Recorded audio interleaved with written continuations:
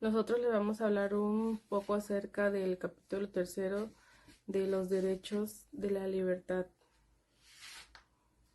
Sobre los derechos de libertad. Los derechos de libertad son aquellos que protegen la capacidad de todas las personas para pensar, decidir y actuar libremente, siempre que nos afecten los derechos de otras personas. En nuestro país estos derechos están reconocidos en la Constitución. Primero, es importante entender que la libertad no es hacer lo que uno quiera sin límites. La libertad existe dentro de la sociedad, por lo que debe ejercerse con respeto hacia los demás. Los derechos de libertad permiten que cada persona pueda expresar sus ideas, elegir cómo vivir, tomar decisiones sobre su propia vida y desarrollarse como persona. Además, el Estado tiene la obligación de respetar, proteger y garantizar estos derechos. Uno de los derechos de libertad más importantes es el derecho a la libertad personal. Por ejemplo, la Constitución prohíbe la esclavitud y protege a todas las personas para que nadie pueda ser tratado como propiedad de otra persona. También se reconocen que las personas pueden hacer o no hacer algo, siempre que no se dañen los derechos de terceros ni el interés de la sociedad. En conclusión, los derechos de libertad son fundamentales porque permiten que las personas vivan con dignidad, tomen decisiones propias y participen de manera libre en la vida social. El derecho de libertad de las personas. Artículo primero, párrafo cuarto. Primero, una pequeña introducción. Los derechos a la libertad son facultades inalienables para la libertad humana, reconocidos intencionalmente y protegidos constitucionalmente, que garantizan la autonomía de la persona sin coerción, incluyendo la libertad de expresión, la libertad de religión, la libertad de tránsito, de asociación y el derecho a no ser esclavizado. A continuación vamos con un poco de historia de los antecedentes de derechos de libertad de las personas. La libertad de las personas como derecho humano que consagra la actual Constitución humana tiene como antecedentes el bando expedido por don Miguel Hidalgo el Costilla en la etapa independentista de México. El 6 de diciembre de 1810 declaró abolida la esclavitud y posteriormente se obtuvo el decreto publicado el 13 de junio de 1824. La Constitución mexicana establece que la libertad es un derecho fundamental que no puede ser suspendido ni restringido, salvo en ocasiones excepcionales y bajo condiciones establecidas por la ley. A continuación, se muestra un esquema de los ejemplos de libertad antes mencionados. Primeramente tenemos que la libertad es un derecho fundamental protegido por la Constitución Política de los Estados Unidos Mexicanos. Tenemos tres pequeños ejemplos de libertad. Libertad de expresión. Es protegida por los artículos 6 y 7, prohibiendo la censura previa. Libertad de tránsito. Reconocida en el artículo 11, permitiendo circular libremente por el país. Y finalmente, libertad de religión, libertad de conciencia y culto. Artículo 24. Derecho a adoptar, profesar y practicar la creencia religiosa o ética de su agrado. En el texto del libro se menciona lo siguiente. Está prohibida la esclavitud en los Estados Unidos mexicanos. Los esclavos del extranjero que entren al territorio nacional alcanzarán solo por este hecho su libertad y protección de las leyes. Esto se refiere a que si una persona que es esclavo en otro país llega a México, automáticamente se convierte en persona libre y obtiene la protección de las leyes mexicanas, porque México no reconoce la esclavitud y le brinda protección a las personas que buscan refugio en nuestro país. Asimismo, el párrafo cuarto del referido artículo primero constitucional establece la proscripción de la esclavitud a fin de garantizar la libertad de toda persona, con lo que se asegura la condición de los hombres libres en México. Importancia. La proscripción de la esclavitud es un principio fundamental de la democracia y los derechos humanos.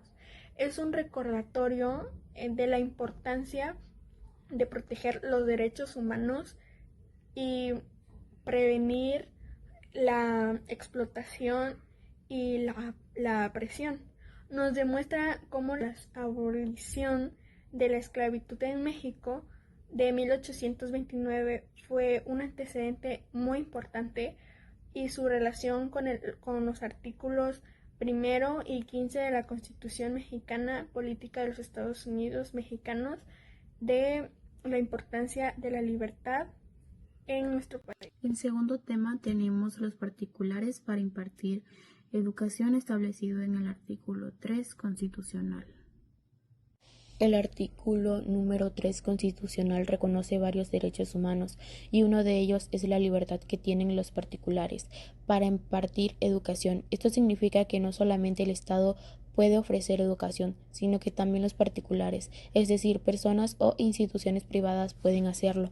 Sin embargo, esta libertad no es absoluta. La Constitución establece que el Estado tiene la facultad de otorgar y retirar el reconocimiento de validez oficial de estudios. Además, los particulares deben cumplir con los mismos fines y criterios que establece el artículo número 3, como respetar los planes y programas oficiales. En el caso de educación preescolar, primaria y secundaria, los particulares deben obtener previamente autorización expresa del poder público, ajustarse a los planes y programas establecidos por la ley. En los demás niveles educativos como medio, superior y superior se requiere el reconocimiento de validez oficial de estudios. Esto significa que, aunque exista libertad para impartir educación, el Estado mantiene la supervisión para asegurar que se cumplan los principios constitucionales. Derecho de los particulares para impartir educación, planes y programas oficiales. Fines del artículo número 3. Autorización del poder público, preescolar, primaria y secundaria. Reconocimiento de validez oficial. Está sujeta a vigilancia del Estado. Ley General de Educación. La educación debe ser laica, democrática, nacional y solidaria. La educación que se imparta debe cumplir con ciertas características fundamentales. Debe ser laica, es decir, ajena a cualquier doctrina religiosa y sin imponer creencias. Debe ser democrática, entendiendo la democracia no solo como un sistema jurídico político, sino como un sistema de vida basado en el mejoramiento económico, social y cultural del pueblo. También debe ser nacionalista, es decir, atender los problemas nacionales, aprovechar los recursos del país, defender la independencia política y económica y fortalecer la cultura.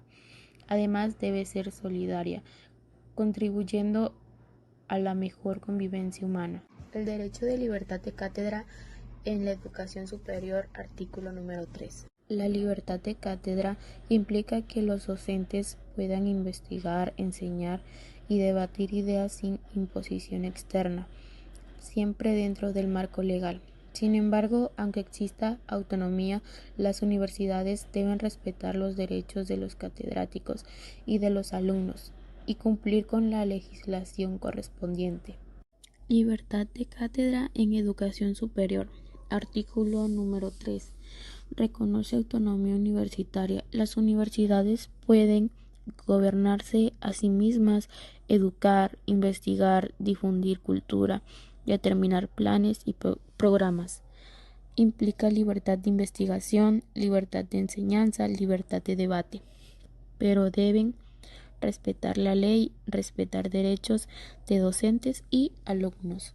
En conclusión, el artículo número 3 garantiza tanto la libertad de particulares para impartir educación como la autonomía universitaria.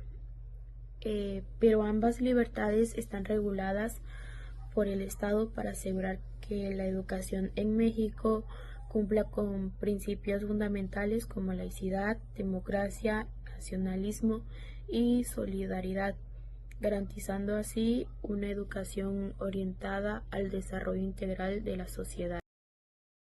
El derecho a la libertad de trabajo. Artículo 5.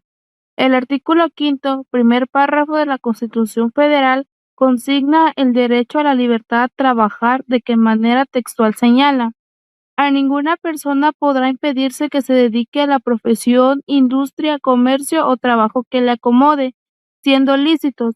El ejercicio de esta libertad solo podrá vedarse por determinación judicial cuando se ataquen a los derechos de tercero o por resolución gubernativa, dictada en los términos que marque la ley, cuando se ofendan los derechos de la sociedad.